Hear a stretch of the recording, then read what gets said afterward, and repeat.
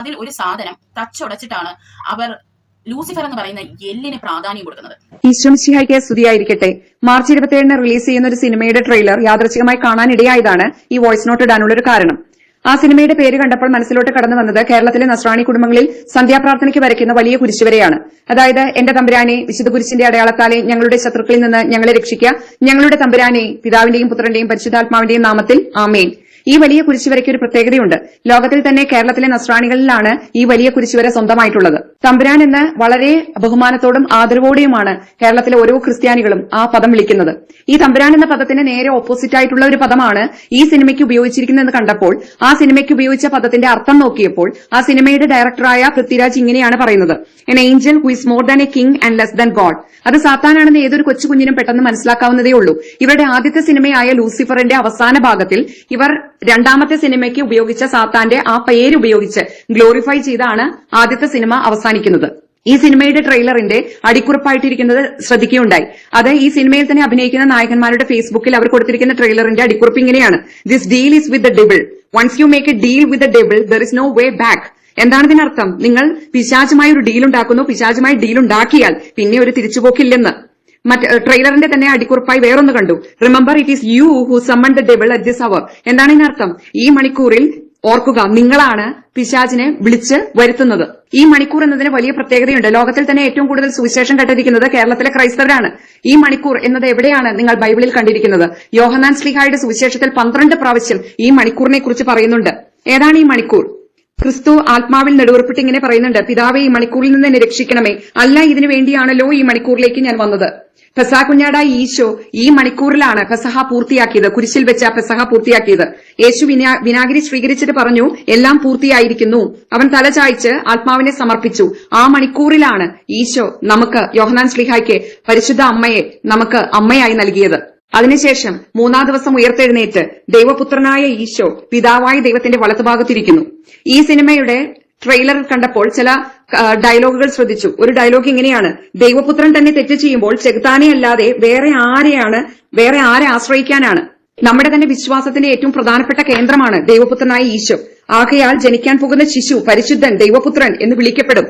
എന്നാൽ ഇവ തന്നെയും എഴുതപ്പെട്ടിരിക്കുന്നത് യേശു ദൈവപുത്രനായ ക്രിസ്തുവാണെന്ന് നിങ്ങൾ വിശ്വസിക്കുന്നതിനും അങ്ങനെ വിശ്വസിക്കുക നിമിത്തം നിങ്ങൾക്ക് അവന്റെ നാമത്തിൽ ജീവൻ ഉണ്ടാകുന്നതിനും വേണ്ടിയാണ്. പിതാവും പുത്രനും പരിശുദ്ധാത്മാവുമായ ത്രിയേക ദൈവമാണ് കേരളത്തിലെ ക്രിസ്ത്യാനികളെ, കേരളത്തിലെന്നല്ല എല്ലാ ക്രിസ്ത്യാനികളുടെയും പ്രധാനപ്പെട്ട വിശ്വാസ കേന്ദ്രം. ഈ സിനിമയുടെ ഒരു ഡയലോഗ് ഇങ്ങനെയാണ്: പിതാവിന്റെയും പുത്രന്റെയും ഇടയിൽ വിരിഞ്ഞ ഇരുട്ടിന്റെ പൂവ്, തമോഗോളങ്ങളുടെ തമ്പുരാൻ. ഇതെല്ലാം കേട്ട് പരിശുദ്ധാത്മാവിനാൽ പ്രചോദിപ്പിക്കപ്പെട്ട് പ്രാർത്ഥിച്ചുകൊണ്ട് വിവേചനപരത്തോടെ തീരുമാനങ്ങൾ എടുക്കുക. എല്ലാത്തിനുപരി എല്ലാവരും ചെയ്ത പാപങ്ങൾക്ക് പരിഹാരമായി കേരളത്തിലെ നസ്രാണികൾക്ക് മാത്രം സ്വന്തമായിട്ടുള്ള ഈ വലിയ കുരിശുവര പല പ്രാവശ്യം ചെയ്യുക. എന്റെ തമ്പുരാനെ, വിശുദ്ധ കുരിശിന്റെ അടയാളത്താലെ ഞങ്ങളുടെ ശത്രുക്കളിൽ നിന്ന് ഞങ്ങളെ രക്ഷിക്കാൻ ഞങ്ങളുടെ തമ്പുരാനെ, പിതാവിന്റെയും പുത്രന്റെയും പരിശുദ്ധാത്മാവിന്റെയും നാമത്തിൽ ആമേൻ. ഡിയർ ഫ്രണ്ട്സ്, നിങ്ങൾ ഇവിടെ കേട്ടല്ലോ. കൂടെ ബാക്കി ഉണ്ടായിരുന്നുള്ളൂ. ഇത് വരുമെന്ന് ഞാൻ പ്രതീക്ഷിച്ചിരുന്ന കാര്യമാണ്. കാരണം എമ്പുരാൻ എന്ന് പറയുന്ന സിനിമയിൽ ഒരു സീനുണ്ട്, അതിൽ ഒരു സാധനം തച്ചുടച്ചിട്ടാണ് അവർ ലൂസിഫർ എന്ന് പറയുന്ന എല്ലിന് പ്രാധാന്യം കൊടുക്കുന്നത്. അന്നേരം ഞാൻ കരുതി ഇത് വലിയൊരു വിവാദമാകാൻ സാധ്യതയുണ്ട് എന്ന് നമുക്ക് മനസ്സിലായി. എന്നാൽ ഇതൊരു സിനിമയായി മാത്രം കാണുന്നവർക്ക് ഇതൊരു പ്രശ്നമേ അല്ല. അപ്പോൾ ഞാൻ എന്റെ റിവ്യൂവിൽ പറഞ്ഞിട്ടുണ്ടായിരുന്നു, എല്ലാവരും പോയി സിനിമ കാണണം, നല്ല അടിപൊളി സിനിമയാണെന്ന് ഞാൻ പറഞ്ഞിട്ടുണ്ടായിരുന്നു. ഇനി നമുക്ക് ഈ മൂവിയിൽ രാഷ്ട്രീയത്തിനെ പറ്റി ഞാൻ പറഞ്ഞിട്ടുണ്ടായിരുന്നു. പണ്ടൊക്കെയാണ് കുറച്ച് ആൾക്കാരെ മാത്രം സുഖിപ്പിച്ചൊക്കെ മൂവീസ് പുറത്തു വരുമ്പോൾ ഇതൊന്നും ആരും അങ്ങനെ ശ്രദ്ധിക്കത്തില്ലായിരുന്നു. പക്ഷെ ഇന്ന് കേരളത്തിൽ നിഷ്പക്ഷരായിട്ടുള്ള ജനങ്ങൾ ഇല്ലാതായിക്കൊണ്ടിരിക്കുകയാണ്. അതിന് ഇങ്ങനെയുള്ള മൂവീസും ഒരു കാരണമാണ്. ഈ എല്ലാ മതത്തിലുമുള്ള നിഷ്പക്ഷരായ ജനങ്ങൾ ഉള്ളത് കൊണ്ടാണ്, അങ്ങനെയുള്ള ചിന്താഗതി ഉള്ളത് കൊണ്ടാണ് നമ്മുടെ കേരളത്തിൽ വർഗീയതയൊന്നുമില്ലാതെ നമ്മൾ വളരെ സന്തോഷപൂർവ്വം ജീവിച്ചു പോകുന്നത്. പക്ഷേ ഇങ്ങനെയുള്ള മൂവീസും കൂടി കാരണമാകും ഈ നിഷ്പക്ഷരായ ജനങ്ങളെ കൊണ്ടും മതഭ്രാന്തരാക്കാൻ. പണ്ടത്തെ ആ ഓർമ്മയിൽ വെച്ചാണ് ഈ ഒരു സിനിമയിൽ പൊളിറ്റിക്സ് ഇങ്ങനെ കാണിച്ചതെങ്കിൽ അത് ഈ ഒരു സിനിമയിൽ അവർ ചെയ്ത ഒരു മണ്ടത്തരമാണെന്ന് ഞാൻ പറയും. കാരണം ഇപ്പോൾ കേരളത്തിലെ ജനങ്ങളിൽ ഞാൻ പറഞ്ഞല്ലോ, ഈ മതം എന്ന് പറയുന്ന വിത്ത് പാകി കഴിഞ്ഞു. ഇപ്പോ എത്ര യൂട്യൂബ് ഓൺലൈൻ മാധ്യമങ്ങളും അല്ലെങ്കിൽ വാർത്താ ചാനലുകളും ഇല്ല കേരളം നിഷ്പക്ഷമാണ്, ഇല്ല കേരളം നിഷ്പക്ഷമാണെന്ന് പറഞ്ഞാലും കേരളത്തിലെ ജനങ്ങളിൽ മതത്തിന്റെ ആണി തറച്ചു കഴിഞ്ഞു പ്രിയ സുഹൃത്തുക്കളെ. അതിനുള്ള ഒരു എക്സാമ്പിൾ ആണ് ഇന്ന് നമ്മൾ ഈ സിനിമയ്ക്ക് കാണുന്ന ഒരു ബാക്ക്ലാഷ്. ഹിന്ദുസ് നിന്നും ക്രൈസ്തവരിൽ നിന്നുള്ള ഒരു ബാക്ക്ലാഷ് ഈ സിനിമയ്ക്ക് കിട്ടിയതിന്റെ കാരണവും അതാണ്. ചില ആൾക്കാർ പറയുന്നു, ഇപ്പോ ഞാൻ ഉൾപ്പെടെയുള്ളവർ പറയുന്നു, ഇത് ഒരു സിനിമയായി കണ്ടാ പോരെ, എന്തിനാണ് ഇങ്ങനെ രാഷ്ട്രീയം ഒക്കെ എടുത്ത് ഇത് ഒരു വലിയ ഇഷ്യൂ ആക്കുന്നത്, അല്ലെങ്കിൽ മതമായിട്ട് എടുത്ത് ഇത് ഒരു ഇഷ്യൂ ആക്കുന്നതെന്ന്. അത് നമുക്കിരുന്ന് ഇങ്ങനെ പറയാമെന്നല്ലാതെ ആളുകളുടെ ചിന്താഗതി പഴയ പോലെ അല്ല. ഇനി യഥാർത്ഥത്തിൽ ഇതിൽ കരുവാക്കപ്പെട്ടത് ആരാണ്? ഈ ആരെയാണോ സുഖിപ്പിച്ച് ഇതിൽ കാണിച്ചിരിക്കുന്നത് അവരാണ് യഥാർത്ഥത്തിൽ ഫൂൾ ആയതെന്ന് ഞാൻ പറയും. കാരണം മൂവി എന്ന് പറയുന്നത് ഒരു ബിസിനസ് ആണ്. ഞാൻ ഈ ഒരു വിഭാഗത്തിനെ എങ്ങനെയാണ് രാഷ്ട്രീയക്കാരും ഇങ്ങനെയുള്ള സിനിമാ പ്രവർത്തകരും ഫൂൾസ് ആക്കുന്നതെന്നുള്ള ഒരു വീഡിയോ ഡീറ്റെയിൽ ആയിട്ട് ഞാൻ ചെയ്യും. ആ വീഡിയോ കാണുമ്പോൾ കുറച്ച് ആൾക്കാർക്കെങ്കിലും മനസ്സിലാകും യഥാർത്ഥത്തിൽ കരുവാക്കപ്പെട്ടത് ഈ സിനിമയിൽ ഉയർത്തി കാണിച്ച ഈ വിഭാഗം ജനങ്ങളാണ്. ഈ ഹിന്ദു ക്രൈസ്തവര് സിനിമയിൽ അവർക്ക് നെഗറ്റീവാണ്, but when it comes to normal life അവരിലോട്ടാണ് വിജയം വന്നിരിക്കുന്നത്. ഈ മറ്റു മതവിഭാഗമായ അവർക്കല്ല വിജയം കൈവരിച്ചിരിക്കുന്നത്. അതിന്റെ ഡീറ്റെയിൽ വീഡിയോ ഞാൻ ചെയ്യുന്നതായിരിക്കും. അതിന് എനിക്ക് കുറച്ച് സമയം വേണം, കാരണം എല്ലാം അടുക്കും ചിട്ടയുമായിട്ട് എനിക്ക് ചെയ്യണം. ഒരു എക്സാമ്പിൾ ഞാൻ പറയുവാണെങ്കിൽ, യുണൈറ്റഡ് സ്റ്റേറ്റ്സ് ഓഫ് അമേരിക്ക എന്ന് പറയുന്ന ആ രാജ്യം, അതിന്റെ പപ്പറ്റുകളായ ഓസ്ട്രേലിയ, ന്യൂസിലാൻഡ്, UK, കാനഡ, ഇത്രയും രാജ്യങ്ങൾ, ഈ രാജ്യങ്ങൾ ഇന്നും ഈ ലോകത്തിനെ വാഴാൻ അവർക്ക് സാധിക്കുന്നത് എന്തുകൊണ്ടാണ്?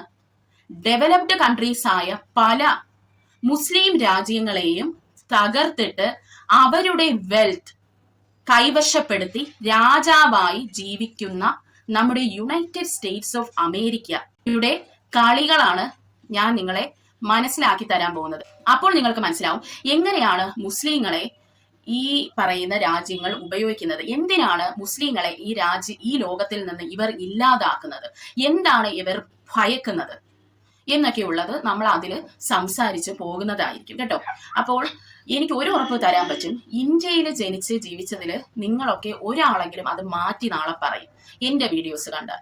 അതായത് ഞാൻ ഇന്ത്യക്കാരനാണെന്ന് പറയാൻ നിങ്ങൾ പ്രൗഡാവും. അപ്പോൾ എനിക്കിവിടെ പറയാനുള്ളത്, ഇനി സിനിമ എടുക്കുന്ന ആൾക്കാർ വളരെ സൂക്ഷിച്ചു വേണം സിനിമ എടുക്കാൻ. കാരണം കേരളം പഴയ കേരളമല്ല, വർഗീയത വന്ന് കഴിഞ്ഞിരിക്കുന്നു കേരളത്തിൽ. എക്സാമ്പിൾ പറയാം, നോർത്ത് ഇന്ത്യയിൽ പുകഴ്ത്തി കാണിച്ച ഒരു വിഭാഗമുണ്ടല്ലോ, അവരെ പുകഴ്ത്തി കാണിച്ചുകൊണ്ട് ഒരു സിനിമ ഇറങ്ങിയാൽ ഇവിടെ ഓടത്തില്ല. ഇവിടെ അതുകൊണ്ട് തന്നെ ഹിന്ദുവിസം പൊക്കി കാണിക്കണം. ആ ഹിന്ദുവിസം പൊക്കി കാണിച്ചാൽ മാത്രമേ ഇവിടുത്തെ സിനിമകൾ ഓടാറുള്ളൂ, എസ്പെഷ്യലി ബോളിവുഡിലെ സിനിമകൾ.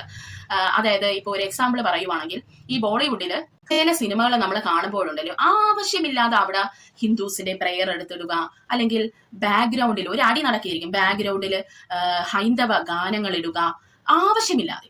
നമുക്ക് ഒരു ലോജിക്കും തോന്നത്തില്ല. അപ്പോഴേ നമ്മൾ അതൊന്ന് മനസ്സിലാക്കിക്കോണം, ഇതൊരു ബിസിനസ്സാണ്. ആ ഒരു ബിസിനസ് റൺ ചെയ്യണമെങ്കിൽ ഇവിടെ ഹിന്ദുസിനെ പ്രീതിപ്പെടുത്തി നിന്നിട്ടേ പറ്റൂ. എന്നാൽ കേരളത്തിലോ അങ്ങനെയല്ല.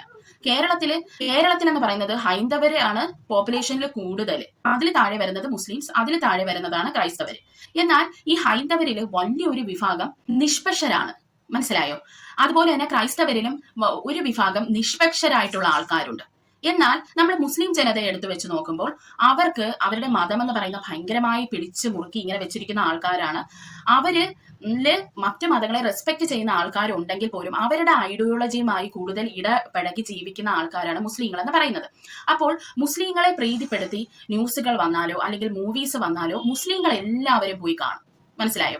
അപ്പോൾ തന്നെ മുസ്ലിങ്ങളെ എല്ലാവരും തന്നെ പോയി കാണും. ഇപ്പോൾ ഹൈന്ദവരെയും ക്രൈസ്തവരെയും ഒക്കെ വെച്ച് നോക്കുമ്പോൾ അവരെന്താണ്, ഏത് സിനിമ ഇറങ്ങിയാലും പോയി കാണുന്ന, ഇപ്പോ ഹിന്ദുക്കളെ കുറ്റം പറഞ്ഞാലും ക്രിസ്ത്യാനികളെ കുറ്റം പറഞ്ഞാലും കുഴപ്പമില്ലാത്ത ഹൈന്ദവരും ക്രൈസ്തവരുമാണ് കൂടുതലുള്ളത്. അതുകൊണ്ട് അവര് ഇതെല്ലാം പോയി കാണും. അതുകൊണ്ട് തന്നെ ഈ ബിസിനസ് നന്നായിട്ട് കൊഴുക്കും, മനസ്സിലായോ? ബിസിനസ് അവിടെ സക്സസ്ഫുൾ ആവുകയാണ് ചെയ്യുന്നത്. അതുകൊണ്ടാണ് ഈ നമ്മുടെ കേരളത്തിൽ നമ്മൾ നോക്കുമ്പോൾ നമുക്ക് എപ്പോഴും ഫീൽ ചെയ്യും, ഈ മുസ്ലിങ്ങളെയാണ് പൊക്കിപ്പിടിക്കുന്നത്, മുസ്ലിങ്ങളെയാണ് പൊക്കിപ്പിടിച്ച് എപ്പോഴും നടക്കുന്നത്. യഥാർത്ഥത്തിൽ നിങ്ങളൊന്ന് ചിന്തിച്ച് നോക്കൂ, എല്ലാ മതവും എടുത്തു നോക്കൂ, എല്ലാ മതത്തിലെയും സാധാരണക്കാർ കഷ്ടപ്പെടുകയല്ലേ ചെയ്യുന്നത്. പക്ഷെ നമ്മുടെയൊക്കെ മനസ്സിൽ ഇങ്ങനെ കുത്തിത്തരും, ഏതോ ഒരു വിഭാഗത്തിനെ മാത്രം പൊക്കിപ്പിടിക്കുന്നു, ഏതോ ഒരു വിഭാഗത്തിനെ മാത്രം പൊക്കിപ്പിടിക്കുന്നു എന്നുള്ളത്. ഇത് പ്യുവർ ബിസിനസ് ആണ് പ്രിയ സുഹൃത്തുക്കളെ. നോർത്ത് ഇന്ത്യയിലെ ന്യൂസ് ചാനൽസ് നോക്കൂ, ഹിന്ദുസിന് വേണ്ടിയുള്ള ന്യൂസ് ചാനൽസ് ആണ് ഏറ്റവും കൂടുതൽ. അവരെ തന്നെ ഇങ്ങനെ പൊക്കി പറഞ്ഞുകൊണ്ടിരിക്കും, മനസ്സിലായോ? അപ്പോഴാണ് ഇവിടെയുള്ളവരെ അത് കണ്ടുകൊണ്ടിരുന്ന് സ്വയം കുളിരണിയും. ഈ നമ്മുടെ കേരളത്തിലെ ന്യൂസ് ചാനൽസ് നോക്കുമ്പോൾ നമ്മൾ എന്നും കേൾക്കുന്നതാണ്, ഒരു വിഭാഗത്തിന് വേണ്ടി മാത്രം സംസാരിക്കുന്നു, ഒരു വിഭാഗത്തിന് വേണ്ടി മാത്രം സംസാരിക്കുന്നു എന്നും പറഞ്ഞ് ഭയങ്കര പ്രശ്നമാണ്. അതെന്തുകൊണ്ടാണ്? അവരുടെ റേറ്റിങ്ങിനും അവരുടെ ബിസിനസിനും വേണ്ടിയാണ് അവരത് ചെയ്യുന്നത്. അപ്പോൾ ഇവിടെ കരുവാക്കപ്പെടുന്നവർ ആരാണ്? നോർത്ത് ഇന്ത്യയിലെ ഹിന്ദുസ് ആണ് കരുവാക്കപ്പെടുന്നത്. എന്നാൽ നമ്മുടെ കേരളത്തിലാണെങ്കിലോ മുസ്ലിങ്ങളാണ് കരുവാക്കപ്പെടുന്നത്. അവർ വിചാരിക്കും അവരോട് എന്തോ ഭയങ്കരമായി സ്നേഹമുള്ളത് കൊണ്ടാണ് എല്ലാവരും കൂടെ പൊക്കിപ്പിടിച്ചുകൊണ്ട് നടക്കുന്നത്. യഥാർത്ഥത്തിൽ അങ്ങനെയാണോ? അപ്പോൾ അത് ഡീറ്റെയിൽ ആയിട്ട് ഞാനൊരു വീഡിയോ തരും, എങ്ങനെയാണ് ഈ മുസ്ലിം വിഭാഗത്തിനെ എല്ലാവരും പറ്റിക്കുന്നത് എന്നുള്ളത്. അവരെ ഉപയോഗിക്കുന്നത് രാഷ്ട്രീയത്തിനും ബിസിനസിനും വേണ്ടിയാണ്. അതുകൊണ്ടൊക്കെയാണ് ഞാൻ പറയുന്നത്, ഇവിടെ സത്യം പറഞ്ഞാൽ കരുവാക്കപ്പെട്ടവർ അവരാണ്, അല്ലാതെ ഹിന്ദുസോ ക്രൈസ്തവരോ അല്ല.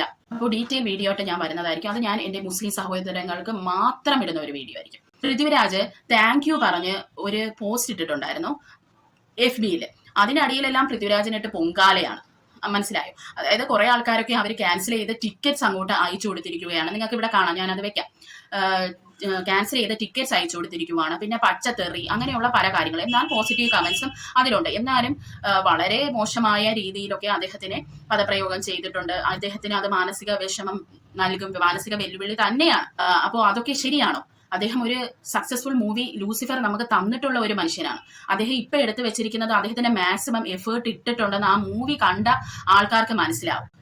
ഇനി സിനിമ എടുക്കുന്നവര് ഇതൊക്കെ മനസ്സിൽ വെച്ചിട്ട് വേണം രാഷ്ട്രീയവും മതവും ഒക്കെ പറയാൻ.